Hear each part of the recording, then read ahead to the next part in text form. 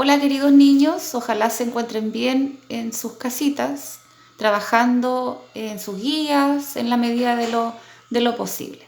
Bueno, en esta oportunidad yo les voy a dar las instrucciones generales para poder desarrollar esta guía que corresponde a la semana del 1 de junio. En esta guía lo que vamos a hacer es una síntesis de los relatos de misterio que ya hemos venido trabajando aproximadamente en 4 guías. Entonces, en esta oportunidad, esta va a ser la última guía correspondiente a los relatos de misterio. Recuerden que aquí el foco en estas guías que son de lenguaje está puesto en la lectura, en la comprensión de lectura. Bueno, ¿qué es lo que les hice yo aquí en esta guía? Si ustedes se fijan, hay un esquema de las principales características de los relatos de misterio, ¿ya? Las traté de sintetizar en 5 características y es lo que ustedes conocieron en las guías anteriores. Primero, ¿sobre qué tratan los relatos de misterio? Tratan temáticas de suspenso y sorpresa. De hecho, estos son los efectos que tienen estos relatos en los lectores.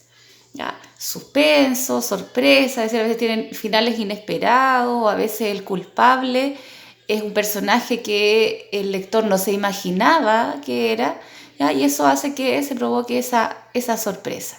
Al mismo tiempo, el suspenso está dado por las acciones, ya que las acciones uno tiene que estar muy pendiente de ellas porque todas estas acciones van en cadena y si uno a veces se salta un paso podría haber sido una pista que el narrador nos entregaba.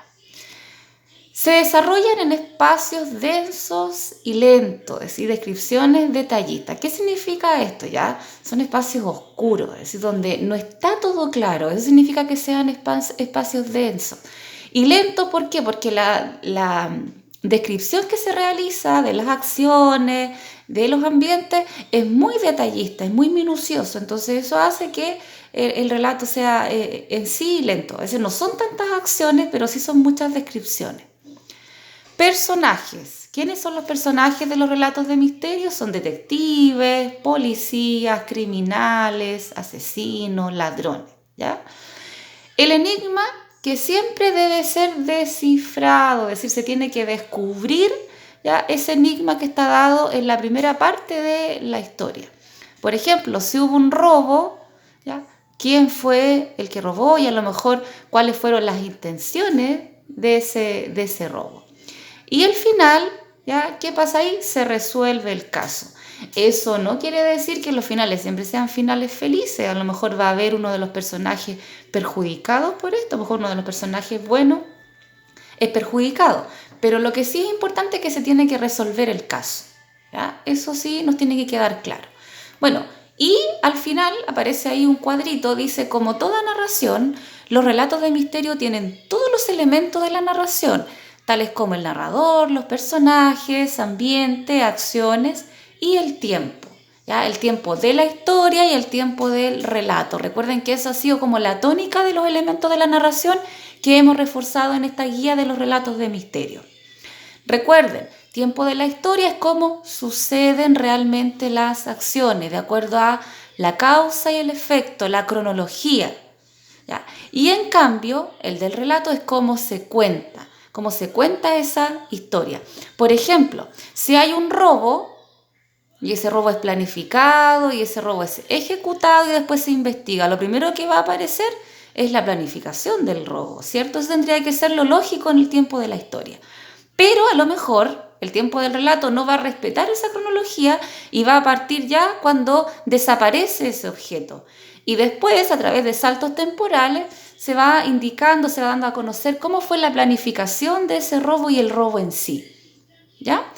Y luego, en esta guía, tenemos que leer un relato que se llama Después de 20 años. Es un relato corto. Si ustedes se fijan, hay palabras que están destacadas. ¿Ya? ¿Qué significa eso? Esas palabras nosotros las vamos a tener que buscar en un diccionario de significado. Lo pueden buscar en internet, si es que a alguno de ustedes les es más cómodo, les es más fácil. Recordar la búsqueda, por ejemplo, en las palabras que son verbos. Si se efectuaba, yo no lo voy a encontrar tal cual esta palabra porque es un verbo que está conjugado. Tendría que buscar el verbo en infinitivo que sería efectuar, ¿ya? Entonces, ahí van buscando las palabras y después realizan la parte que es de comprensión de lectura, ¿ya? Un consejo que les doy, que todas estas guías, cuando las tengan desarrolladas y revisadas, pues recuerden que a la semana siguiente se envía el solucionario, ustedes las vayan archivando en una carpeta, ¿ya? Ojalá tengan una carpeta para cada asignatura, porque de esto, cuando nos volvamos a encontrar, si Dios quiere, vamos a revisar cómo anduvo este trabajo, ¿ya? Así que éxito en su guía, que les vaya muy bien y hasta una próxima oportunidad.